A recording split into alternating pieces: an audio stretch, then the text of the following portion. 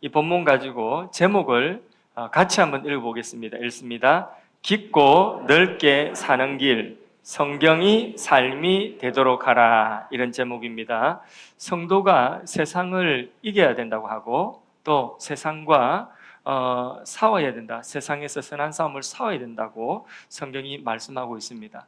또 성도는 영적 전쟁에서 마귀와 싸워야 됩니다. 그런데 세상을 어떻게 무슨 힘으로 이기고 또 마귀를 어떻게 무슨 힘으로 이기겠습니까?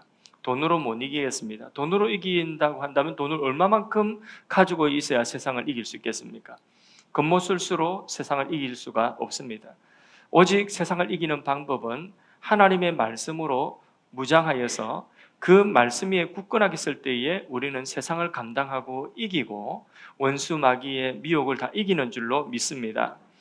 지금 팬데믹 이후로 세상이 급변하고 있습니다. 특별히 AI가 등장하면서 지금 2년, 3년 정도 그 어간에 세상이 엄청나게 변하고 있습니다. 미래에 대해서 많은 사람들이 불안해하고 있습니다. 막 전쟁이 일어나고 또 지금 세상이 너무 그런 미래에 대한 불확실성으로 인하여서 사람들이 불안해하고 있습니다. 목회 현장에서도 그렇습니다. 목사님들 세계에 AI 시대에 이 첨단 목회 어떻게 감당할까? 이 급변하는 시대에 어떻게 이 첨단 급변하는 시대를 감당하는 목회를 할까? 그런저런 세미나도 많고 이런저런 해답을 제시하는 이야기들도 많이 있는데 참 감사한 것은 에덴 동산에서나 지금 21세기 AI 시대에 지금도 변하지 않는 것. 예전에 성경의 처음 사람 에덴 동산에서의 그때나 지금이나 변하지 않는 것이 있습니다. 그것은 뭐냐? 마귀가 어떻게 공격하고 마귀의 역사가 어떤 역사인지 변하지 않습니다. 마귀는 에덴 동산에 했던 그 일을 똑같이 하고 있습니다. 전략도 다른 것이 없습니다. 그 다음에 인간의 재성, 인간의 연약함도 똑같습니다. 그때나 지금이나 인간의 연약함도 똑같습니다. 인간도 똑같고 마귀 역사도 똑같고 그리고 그 연약한 인간이 그 마귀 역사를 이기고 세상을 이기는 그 무기도 똑같습니다. 변함이 없어요. 그러니까 옛날이나 지금이나 똑같다는 그게 너무나 감사한 것이죠. 그래서 그때나 지금이나 세상을 이기고 원수 마귀를 이기는 유일한 방법은 우리 하나님 백성들이 말씀에 굳건하게 쓰는 것이다. 말씀 무장이다. 그래서 최첨단 목회의 방법은 뭐냐? 그는 말씀으로 교회를 무장하는 것이다. 최첨단 이 시대에 미래에 대한 불확실한 이 급변하는 시대에 성도의 최첨단 무기는 뭘까요? 말씀으로 무장하는 것이다. 그래서요, 우리 모두가 하나님의 말씀으로 무장하고 이 세상에 어떻게 변하든지 말씀 위에 굳건하게 설 수 있기를 축복합니다. 오늘 세대 통합 예배를 드렸는데 부모가 아기를 낳았습니다. 아기를 낳았다고 다 되는 게 아니에요. 성경에 말씀하는 대로 거듭남이 있다고 한다면 부모는 2번 아기를 낳아야 됩니다. 그 첫 번째 아기는 생물학적 아기를 낳는 것이고 두 번째는 영적으로 거듭나게 하는 것입니다. 그래서 거듭나는 것은 무엇으로 거듭나죠? 하나님의 말씀으로 거듭나게 하는 것입니다. 부모가 자녀에게 줄 수 있는 최고의 선물은 그 자녀에게 말씀을 주어서 말씀으로 거듭나게 하는 것인 줄로 믿습니다. 교회가 다음 세대를 교회에 보내는데 교회가 이 다음 세대에게 해줄 수 있고 그 가정에서 자녀들을 보내는데 그 자녀들, 청소년들, 어린 자녀들에게 해줄 수 있는 최고의 선물은 뭐냐? 하나님의 말씀으로 그들을 2번 나게 하는 것이다. 그 거듭나게 하는 그것이 교회가 줄 수 있는 최고의 선물인 줄로 믿습니다. 그것이 또한 교회의 사명이기도 한 것입니다. 하나님의 말씀은 바로 성경 말씀인데 이 성경 말씀, 하나님의 말씀은 이 말씀 우리가 듣고 읽을 때에 우리 안에 있는 죄를 폭로해 줍니다. 우리가 겉으로 볼 때는 신사고 숙녀고 그리고 오랫동안 교회 다녔으면 집사님이고 직분자고 훌륭해 보입니다. 그리고 아이들 같으면 교회 다니니까 착한 아이입니다. 그런데 하나님의 말씀이 딱 와서 닿으면 그 착한 사람 안에 그 오래된 교회의 교인들, 신사 숙녀 그 껍데기 안에 감추어 놓고 있는 뭐가 드러나느냐? 죄성이 드러나는 겁니다. 뿌리 깊은 죄성, 그리고 죄의 습관, 그것이 그 안에 감추어져 있었는데 하나님의 말씀이 와서 비추어지면 그 죄가 드러나게 되는 것입니다. 내 마음속에 하나님을 마음에 두기 싫어하는 자들이 가지고 있는 그 죄성이 무엇인지 성경은 조목조목 기록하고 있습니다. 로마서 특별히 1장 29절에서 31절 사이의 말씀, 우리의 겉모습, 그 겉모습 안에 어쩌면 감추어 두고 있는 우리의 죄의 목록일 수도 있습니다.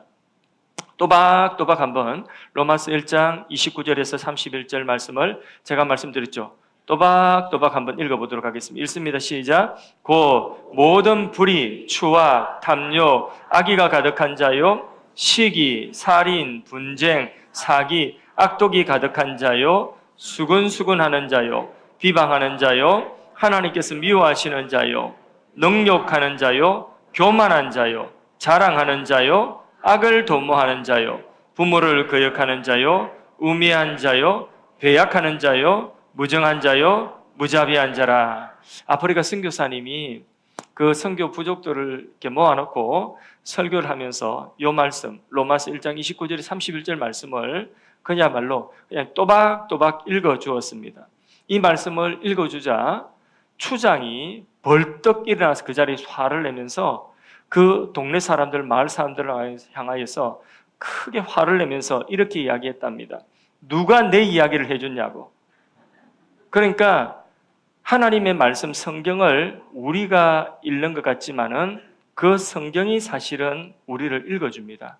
누워서 편한 자세로 성경 읽다가 성경을 깊이 있게 읽다 보면 누워있던 그 자리에서 일어나 무릎 꿇고 읽게 되는 것입니다. 그게 성경 말씀입니다. 그래서 사람들이 하나님의 말씀을 어쩌면 읽기 싫어하고 듣기 싫어하는 이유도 바로 그런 이유일 수가 있습니다. 왜냐하면 하나님의 말씀이 나를 비추어지기 때문에 불편한 것입니다. 그 사실과 직면하기 싫은 겁니다. 몸이 안 좋아요? 뭔가 탈이 난 것 같아요. 이대로 있으면 안 될 것 같아요. 불안하죠? 그래서 어디를 가느냐? 큰 병원에 가보라 해서 큰 병원에 갈 때에 가고 싶습니까? 안 가고 싶습니까? 가고 싶지 않죠. 왜요? 혹시? 그런 두려움 때문에 가고 싶지 않은 거죠. 중병에 걸렸다고 할까봐. 똑같은 것입니다. 성경 말씀을 진실되게 직면하기 싫은 거죠. 왜냐하면 그 말씀의 속성상 우리 안에 감추어진 그 죄를 폭로해주고 드러내기 때문에 그런 것입니다. 마치 CT통 안에, MRI 통 안에 사람 겉모습은 멀쩡해 보이는데 그런데 그 통 안에 들어가서 보니까 쑥 스캔을 해주는 거죠. 스캔해주고 보니까 몸 안에 감추어진 병이 드러나는 거죠. 그것이 두려운 거죠. 그런데 해야 돼요, 안 해야 돼요? 해야 되죠. 그래야지 고칩니다. 그래야 사는 것입니다. 하나님의 말씀은 그렇게 우리를 죄를 폭로하고 그 죄를 수술하는 능력이 바로 하나님의 말씀의 능력인 줄로 믿습니다. 그래서 말씀의 빛을 받으면 이전에 감추어지고 어쩌면 내가 나의 교회 다니는 신앙생활한 이 경륜, 내가 가지고 있는 어떤 지위 이런 것 때문에 나도 잊고 있었던 내 안에 죄가 드러날 수가 있는 것입니다. 사도 바울은 하나님을 믿고 예수님을 믿고 그가 하나님을 열심히 했습니다. 그럼에도 불구하고 그는 로마서 7장에 보면 오호라 나는 공고한 사람이다. 누가 사망의 몸에서 나를 건져내랴 탄식했습니다. 디모데전서 1장 15절의 말씀에는 내가 죄인 중에서 어떤 죄인이라고 했죠? 괴수되는 죄인이다. 그러면 바울이 예수 믿고 점점 죄를 더 많이 지었다는 이야기입니까? 그거 아니죠. 무슨 의미예요? 하나님의 말씀을 더 깊이 있게, 하나님의 말씀을 더 풍성하게, 하나님의 말씀 속에 들어가 보니까 내가 알지 못했던 죄가 또 나오고 또 나오고 나의 죄성이 그래 깊은 것을 발견하게 되는 것이죠. 그게 말씀입니다. 누구 다 마찬가지입니다. 여기 있는 누구도 예외 없이 아무리 신사고 아무리 숙녀라도 하나님의 말씀을 신실하게 대하면 모두가 뭘 만나느냐? 자기 죄와 만나게 되어 있습니다. 그래서 그 죄와 만났을 때의 불편함, 하겠지만은 그 죄를 발견하고 말씀으로 그 죄를 끊어내면 그러면 우리의 심령이 살아나는 줄로 믿습니다.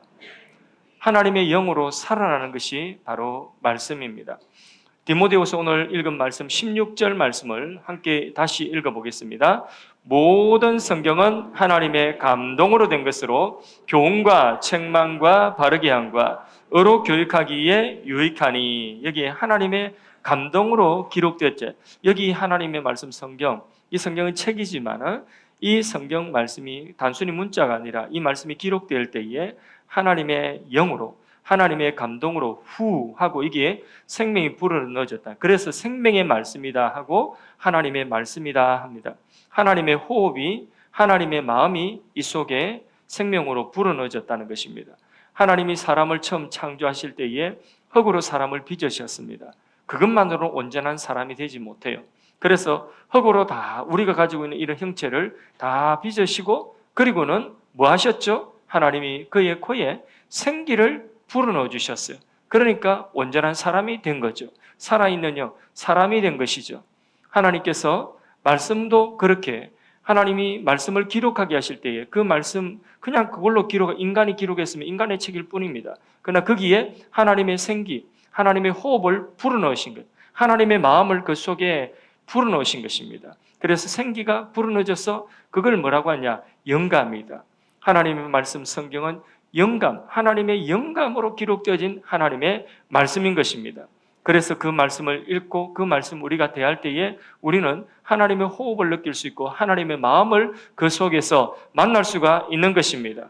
생각이 복잡하면 소리내어 성경을 읽으십시오. 그런데 성경을 안 읽던 사람은 성경을 읽어보려고 하면 이게 머리에 들어오지 않고 그게 무슨 말인지 이게 집중이 안 됩니다. 그래서 읽어도 몇 줄을 읽어도 다시 무슨 말인지 모릅니다. 그게 성경을 평소에 안 읽어서 그래요.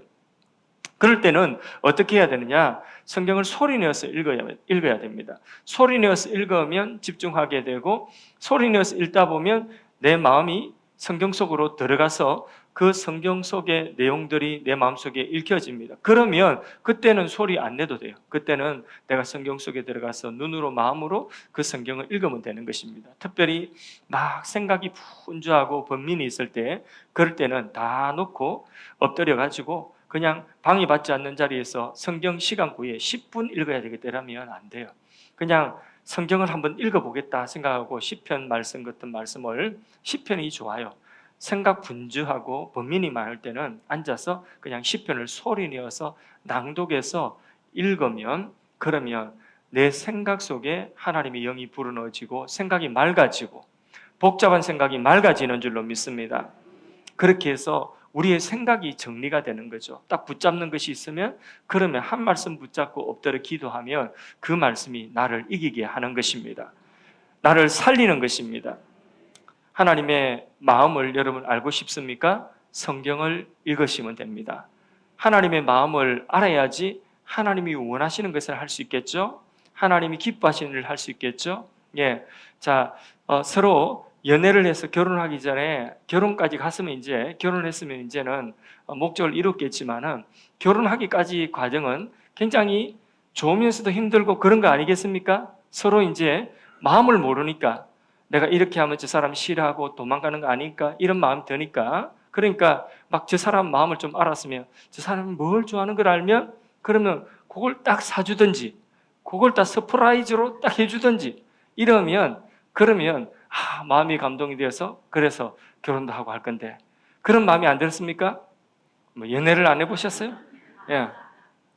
그렇게 그런 마음 그래서 상대방의 마음을 내가 사랑하는 사람이랑 그 사람 마음을 아는 것만 해도 큰 걸 얻는 거죠. 그죠? 큰 전략을 가지는 거예요. 우리가 이 세상에 하나님의 은혜 없이 어떻게 살겠습니까? 하나님 주시는 복을 안 받고 우리가 어떻게 살겠습니까? 그러면 하나님이 은혜 주시고 복 주시는 그 하나님의 마음을 알아야 되겠죠. 그 하나님 마음은 성경에서 우리가 알 수가 있는 것입니다. 옛날에 군대에 간 남편에게 아내가 편지를 남편이 요새는 20살, 21살 군대 가는데 그때는 다 아직까지 우리가 생각할 때는 아기들인데 애들인데 군대 가지 않습니까? 마음이 아프죠. 근데 옛날에 전쟁이 있고 할 때는 그때에 다 갔어요. 저희 아버님도 군대 결혼하고 난 이후에 군대 갔어요. 저희 형님도 결혼하고 난 이후에 군대 갔어요. 결혼하고 간 게 아니라 저희 형님은 군대 갔다가 나왔다가 결혼하고 다시 들어갔다가 이렇게 했어요. 어쨌든 결혼하고 군대를 갔어요. 근데 아내가 편지가 왔어요. 전장에 있는 남편에게 편지가 왔는데 요만한 종이 한 장에다가 거기다가 그 아내가 자기 손을 딱 얹어가지고 이렇게 볼펜으로 손을 딱 그대로 딱 이렇게 그렸어요. 손자국이 있는 거죠. 거기다가 한자 기록합니다. 여보, 제 손이에요. 만져주세요. 마음이 느껴지죠, 그죠? 예. 뭐 말이 많이 필요 없습니다. 그 아내의 마음이 그 편지 한 장에 다 느껴지는 겁니다. 하나님의 마음도 성경 속에 다 담아 두셔서 우리가 성경을 읽으면 하나님의 마음을 알 수가 있습니다. 우리에게 어떤 일이 닥치면 그럼 좀 안 좋은 일이다. 아니면 또 걱정된 일이다. 그러면 생각이 몇 가지 생각이 들죠? 5만 가지 생각이 들죠. 5만 가지 생각이 되는데 그 생각을 다 받아들일 필요 없습니다. 우리가 하루를 살면서도 수많은 생각들, 5만 가지 생각이 진짜 말 그대로 5만 가지 생각이 오는데 그 생각들을 우리가 다 받아들이면 안 돼요. 거기 영의 생각이 있고 육의 생각이 있는 것입니다. 육의 생각은 잘라내버려야 돼요. 거절해야 돼요. 그럼 받아들이면 안 돼요. 생각이라고 다 받아들이면 안 됩니다. 내 생각이라고. 영의 생각, 하나님의 마음, 하나님이 기뻐하시는 그 영의 생각을 우리 따라가야 되는 것입니다. 그걸 분별하는 것이 뭐냐? 하나님의 말씀으로 딱 무장되어져 있으면 어떤 상황이 있든지 이 생각이 영의 생각인지 이걸 내가 잘라내버릴 생각인지 거부해야 되는 생각인지 이 생각은 영의 생각, 하나님이 주시는 하나님의 생각 그거는 받아들이고 육의 생각은 잘라내고 이렇게 해야 되는 것입니다. 그 기준이 뭐죠? 하나님의 말씀의 무장인 것입니다. 말씀의 무장이 딱 돼 있으면 그러면 육의 생각은 가감하게 잘라버리고 이 생각은 하나님이 원하시는 생각이 하나님 주신 생각이 아니야. 이거는 육의 생각이야. 이걸 따라가면 내가 손해봐. 이러고 영의 생각, 하나님이 주신 그 생각을 따라가는 그래서 우리가 온전해지는 것이죠. 예를 들어서 죽고 싶다는 생각이 들어요. 아, 이대로 그냥 죽어버리면 좋겠다. 이건 영의 생각이에요? 육의 생각이에요? 그렇죠. 너무 분명한 거죠. 어떤 사람은 저 사람 보니까 너무 미워요. 그래서 패주고 싶어요. 그는 영의 생각이에요? 육의 생각이에요? 그럼 패주면 안 되겠죠, 그죠? 그 생각 따라가서 패주면 그러면 싸움이 일어납니다. 육의 생각이 손해보는 겁니다. 설교가 오늘 이 시간 왜 이렇게 길지? 아, 짜증나네. 영의 생각이에요? 육의 생각이에요? 예? 예. 대충 웃고 띄우려고 하지 마시고 영의 생각이에요? 육의 생각이에요? 이건 육의 생각이에요. 그런 생각은 차단해야 돼요. 그런 생각 받아들이면 안 되는 것입니다. 아, 은혜롭다. 이렇게 해야 되는 것입니다. 길어서 더 좋다. 이래야 되는 거예요. 오늘은 풍성하네. 이렇게 해야 되는 것입니다. 예. 아이들이 있는데 그 아이들 보니까 막 예배 시간에 막 아이들이 막 떠들고 뛰어다니고 막 예배 시간에 막 아이들이 막 가만히 못 있고 뛰어다니고 그러면 그 아이들을 볼 때 저놈 자식 그러면서 저 엄마는 많어. 저 아빠는 많어. 이거는 영의 생각이에요? 육의 생각이에요? 그 육의 생각이에요. 영의 생각이 나는 정의롭다. 예배를 바로 써야 돼. 육의 생각이고. 그래 대신에 그 아이가 저 아이가 저렇게 에너지가 넘치는데 저렇게 뛰놀고 저렇게 소리치고 싶은데 얼마나 배고프겠노? 활동이 하니까. 그러니까 간식 좀 사줘야 되겠다. 먹을 것 좀 사줘야 되겠다. 이거는 영의 생각, 육의 생각이에요. 분별을 잘 하세요. 그래서 영의 생각과 육의 생각을 분별하는 그 기준은 하나님의 말씀입니다. 그래서 말씀으로 다 무장하고 있으면 우리가 어떤 상황에 있든지 5만 가지 생각들 때 다 생각을 다 받아들이는 것이 아니라 그 중에 하나님의 마음을 받아들이고 그 하나님의 마음을 따라가면 우리가 복 있는 사람 되는 줄로 믿습니다. 온전한 사람 되는 줄로 믿습니다. 존귀한 사람 되는 줄로 믿습니다. 다시 한번 16절, 17절 말씀을 힘있게 읽어보도록 하겠습니다. 모든 성경은 하나님의 감동으로 된 것으로 교훈과 책망과 바르게 함과 의로 교육하기에 유익하니 이는 하나님의 사람으로 온전하게 하며 모든 선한 일을 행할 능력을 갖추게 하려 함이라. 아멘, 아멘. 저는 이제 목사죠. 목사니까 뭘 소원하고 뭘 기대하느냐. 저는 처음 목회를 시작할 때부터 지금까지 한결같이 하나님 주시는 은혜의 부흥, 하나님이 부어주시는 부흥을 경험하기를 원합니다. 그 부흥의 세대가 되기를 원합니다. 그리고 우리의 자녀들과 그리고 우리 뛰어노는 이 아이들이 그 부흥의 현장 속에 자라가도록 하는 그게 제 목회의 꿈입니다. 제 목회의 소원입니다. 진정한 부흥은 어디에 오는 것일까요? 진정한 부흥은 하나님의 진리의 말씀이 회복되는 곳에 진정한 부흥이 임하는 줄로 믿습니다. 구약시대 이스라엘 백성들이 하나님 앞 우상 숭배하고 불순종해가 쫓겨났어요. 나라 잃어버려서 다 망했어요. 바벨론 포로로 붙잡혀 있다가 70년 만에 기대한 고향으로 돌아온 거죠. 예루살렘으로 돌아왔어요. 수문학 강장에 모여서 학사 에스라가 백성들 모아놓고 하나님의 말씀, 율법의 말씀, 그냥 말씀을 그대로 날로 생글로 그냥 낭독합니다. 그런데 거기에 회중들이 다 써가지고 한나절이 다 지나도록 꼿꼿하게 써가지고 하나님의 말씀이 한 문장 한 문장 읽혀질 때마다 아멘, 아멘 하고 그 말씀에 귀를 기울였습니다. 말씀이 들려진 거죠. 그게 바로 뭐냐? 부흥입니다.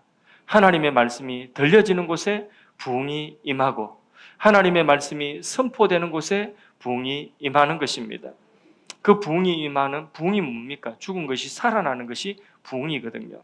그래서 우리의 가정이나 우리의 심령이나 우리의 삶에 죽어서 절망적인 상황, 우리 힘으로 돌이킬 수 없는 그런 상황들을 다시 생명으로 살려내는 것이 부흥인 것입니다. 그 부흥이 언제 임한다고요? 하나님의 말씀이 들려지는 곳에, 하나님 말씀이 선포되는 곳에 부흥이 임하는 줄로 믿습니다. 여러분의 가정에 하나님의 말씀이 들려지기를 축복합니다. 여러분의 입술을 통하여서 가정의 자녀들의 가족들에게 하나님의 말씀이 선포되기를 원합니다. 여러분 기도 속에 기도하는 그 제목 속에 하나님의 말씀을 기도하며 선포하기를 바랍니다. 하나님 말씀 들은 대로 읽은 대로 붙잡은 대로 그 말씀을 기도 가운데 선포하는 것입니다.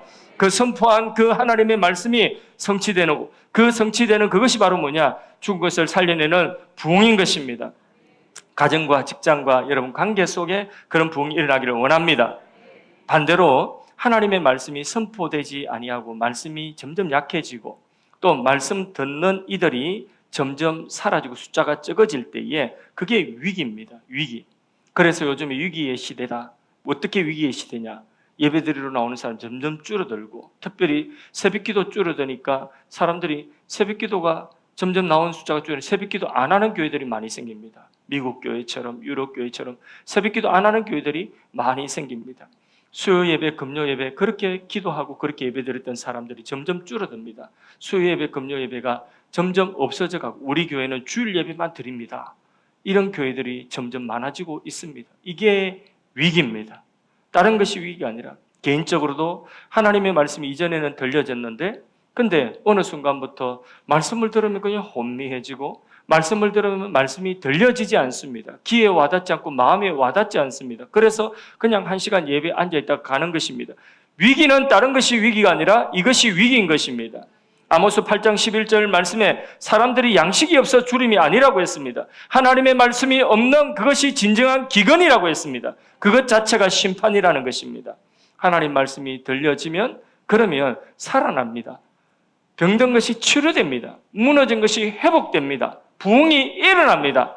하나님의 말씀이 들려지면 그런 역사, 살리는 역사가 일어나기 때문에 고치는 역사가 일어나기 때문에 말씀이 딱 들려지기 시작하면 어떤 일이 일어날까요? 싸움이 일어납니다. 어디서 싸움이 일어날까요? 내 안에서 싸움이 일어나는 것입니다. 말씀은 생명이고 약이기 때문에 말씀이 주입되면 내 안에 아픈 것이 있고 내 안에 죄가 있고 병든 것이 있으면 그게 아픕니다. 건드려지기 때문에 싸움이 일어나는 것입니다. 마치 암이 걸린 사람 항암 치료를 받는데 항암약이 세지 않습니까? 항암약이 주임되어지면 그런 몸 안에서 싸움이 일어나는 것입니다. 그걸 감당할 수 없으면 그러면 거부하는 거죠. 그래서 그걸 감당하지 못하면 그럼 치료를 받지를 못하는 것이죠. 그래서 영적으로 똑같습니다. 말씀이 어느 순간 들려지는데 들려지니까 이게 불편한 거예요. 자꾸 들려지니까 더 불편한 거예요. 내 안에 싸움이 일어나니까 이걸 피하고 싶은 거예요. 그래서 말씀이 안 들리는 곳으로 말씀을 피하여서 가는 거죠. 그냥 말씀 해준 가운데서 그냥 지나가는 말씀으로 듣기 시작하는 거죠. 그러니까 내 말씀으로 듣지 않으니까 예배 시간에 앉아 있어도 이게 예배 시간에 내 삶에 어떤 감동이 없고 변화가 없는 것입니다. 그런 신앙생활이 자꾸 익숙해지 보십시오. 그러면 나는 그냥 잘하고 있는 것 같은데 사실상 병든 거죠. 그리고 어떤 사람은 그걸 견디지 못해서 그래서 불편하다, 시험 듣다, 누가 내 이야기해서 아까 이야기처럼. 그렇게 해서 다른 곳으로 옮깁니다. 말씀이 안 들리는 곳으로 자꾸 찾아가는 겁니다. 그런데 그곳에서도 역시 말씀이 들려지기 시작하는 똑같이 싸움이 일어나는 겁니다. 그 싸움을 못 이기기 위해서 자꾸 여기저기 이렇게 하면 그러면 잘할까요? 못 잘할까요? 나는 온전한 사람이 될 수 없는, 나는 항상 그 자리에 무너지는 사람 될 수밖에 없는 것입니다. 그래서요, 말씀이 내 안에 들려질 때에 이 약이 독과 싸우는 거죠. 누가 이겨야 됩니까? 내가 이겨야 됩니까? 내 독이 이겨야 됩니까? 아니면 말씀의 약이 이겨야 되겠습니까? 말씀의 약이 이겨야 됩니다. 그리고 자꾸 주입되면 어쩔 수 없이 말씀이 이길 수밖에 없습니다. 그렇게 해서 우리가 하나님의 말씀으로 우리 안에 있는 이 우리를 화되게 하고 우리를 재앙되게 하는 우리의 이 모든 좋지 못한 것들이 말씀으로 태워지고 녹여지고 그리고 하나님의 말씀으로 우리가 온전한 사람이 되어가는 것입니다. 교회도 마찬가지예요. 교회도 하나님의 말씀이 진리의 말씀이 선포되어지면 교회나 우리의 삶 속에 이 잘못된 부분들이 자꾸 드러나거든요. 그래서 중세 교회 같은 경우에는 하나님의 말씀이 자꾸 선포되어지면 그러면 교회가 자기들 마음대로 할 수 없잖아요. 하나님 말씀이 선포되어지면 안 되니까. 그러니까 자꾸 병든 것이 드러나고 자기들 치부가 드러나니까 말씀을 선포하지 않는 거죠. 말씀을 오히려 가리게 됩니다. 말씀을 금지시킵니다. 그게 중세교회예요. 그러니까 교회가 천년을 그렇게 말씀이 가려지기 시작하니까 교회가 어떻게 되는 거죠? 교회가 완전히 교회 아닌 곳으로 세상보다 더 못한 곳으로 전락하게 됩니다. 교회가 속화되고 타락하게 되는 것입니다. 종교개혁은 무엇이었습니까? 종교개혁은 다시 말씀으로 돌아가자는 것이었습니다. 다시 성경을 회복하고 성경을 성도들에게 돌려주고 하나님의 말씀을 돌려주고 그게 바로 종교개혁이었습니다. 교회가 다시 살아나는 길이었습니다. 말씀을 맺습니다. 여러분 하나님 사랑하십니까? 하나님 사랑하신다고 아멘 하셨는데 다시 한번 진실되게 하나님 사랑하십니까? 그 진실된 마음은 압니다. 그 마음은 진정입니다. 하나님 사랑합니다. 그런데 하나님을 어떻게 그러면 보이지 않는 하나님을 사랑할 수 있을까요? 보이지 않는 하나님을 사랑하는 방법은 바로 하나님 주신 보이는 말씀, 하나님의 말씀, 이걸 하나님 우리에게 주신 편지고 하나님의 사랑의 마음의 전달이기 때문에 하나님 주신 이 성경 말씀을 우리가 사랑하는 것입니다. 하나님이 주신 이 말씀을 우리가 사랑하고 이 말씀을 가까이 하고 이 말씀을 순종하여 지키는 것입니다. 내게 준 말씀 계명을 지키면 내 아버지께서 나를 사랑하는 자는 이 말씀을 지킬 것이고 그리고 아버지께서도 그를 사랑하실 것이고 예수님께서 그를 사랑하여 그에게 나를 나타내리라 하셨습니다. 하나님 말씀 사랑할 수 있기를 바랍니다. 나의 사랑하는 채 비록 헤어졌으나 어머니의 무릎 위에 앉아서 재미있게 듣던 말 이 책 중에 있으니 이 성경 심히 합니 사랑합니다. 그 다음에요 귀하고 귀하다. 이 말씀이 사랑하는 말씀, 내 사랑하는 말씀이 돼야 되고 내 사랑하는 책이 돼야 되고 이 말씀이 귀하고 귀해야 됩니다. 할렐루야. 내 사랑하는 책 뭐라고요? 성경. 여러분 성경, 여러분의 성경에 손때가 묻어야 돼요. 손때가 이게 장장이 떨어져야 돼요. 안 떨어지는 분들이 있어요. 떨라고 해도 잘 안 떨어져요. 침 안 묻히면 안 떨어져요. 떨어져야 돼요. 떨어진다는 무슨 이야기죠? 성경을 내가 손때가 묻었다는 거예요. 여러분 지금 성경 확인해 보십시오. 그리고 이 성경에 눈물 자국이 있어야 돼요. 성경에 눈물 자국이 있어요. 여러분 성경 한독을 읽었는데 한독 성경 읽는 동안에 이 성경에 눈물 떨어진 자국이 없으면 하나님 마음을 이 성경에서 충분히 만나지 못한 겁니다. 정말입니다. 성경 읽다가 설교 준비하다가 성경 읽다가 눈물이 이 성경책이 떨어져야 돼요. 그래서 성경책이 두께가 원래 살 때는 그래 굵은 책이 아니었는데 이게 2배나 굵어지는 거죠. 성경, 내 사랑하는 성경책 손때가 묻어야 되고 이 성경책 속에 눈물이 배어야 됩니다. 그리고 이 성경을 우리가 사랑하고 귀하게 여기고 빼곡하게 메모가 적혀 있고 빼곡하게 칠이 꺼져 있고 그래서 이 성경 말씀 속에 있는 좋은 것이 내 안에 있는 나쁜 것들을 다 밀어내고 그리고 나를 복 있는 사람, 온전한 사람, 모든 선한 일을 행하기에 합당한 그런 능력을 주는 그런 말씀이 되기를 원합니다. 자, 우리에게 가장 큰 복이 무엇이겠습니까? 오늘 읽은 오늘 설교 말씀의 제목입니다. 그게 뭐냐? 우리에게 가장 큰 복은 바로 성경 말씀이 나의 삶이 되도록 하는 것입니다. 할렐루야. 제목을 짓고 나서 너무 잘 지었다 생각해요. 어디서 성령이 주시는 지혜다. 성경 말씀이 나의 삶이 되도록 하는 것, 이게 가장 큰 복입니다. 아멘이십니까? 2026년도 본질은 깊게, 영향력은 넓게. 자, 본질이 뭡니까? 성경 말씀이죠. 성경 말씀을 깊이 있게 읽고 풍성하게 읽으십시오. 채우고 또 채우십시오. 그래서 그 성경이 나의 삶이 되도록 하는 것, 그게 뭐죠? 영향력입니다. 나의 삶이 되어서 내가 미국 가면 미국까지 영향력이 미치는 겁니다. 나의 삶에 직장 가면 직장의 영향력, 학교에 가면 캠퍼스의 영향력 미치는 것입니다. 그러므로 나의 삶이 되도록 하는 이게 뭐죠? 영향력입니다. 할렐루야. 2026년도 성경 통독의 해입니다. 한독씩 할 때마다 성경을 보고합니다. 지금 10독, 한독이 누락이 돼가지고 11독 지금 보고되었습니다. 저도 모영신 예배 때 이 말씀 선포하고 그리고 성경을 열심히 읽고 어젯밤 10시 45분에 요한계시록 22장까지 딱 읽어서 그래서 한독을 다 보고를 했습니다. 얼마나 뿌듯한지. 예. 그래서 본이 되려고 한 달에 한 독씩은 읽어보자 이렇게 했는데 일단 1월 달에는 성공했습니다. 여러분 성경 읽으시고요, 보고하십시오. 그래서 성경 통독의 해 우리 2026년도 적어도 1000독은 우리 함께 읽은 걸로 성경을 읽는 그 통독으로 봉헌을 하도록 합시다. 그래서 1000독 우리 최소 1000독 봉헌하도록 그렇게 하십시다. 할렐루야. 예. 그래서 다음 주부터도 그렇게 좀 성경 많이 보고 하시기를 바랍니다. 매일마다 2026년 하나님의 말씀을 보고 무장하고 그 말씀으로 우리의 삶의 기준 삼기를 축복합니다.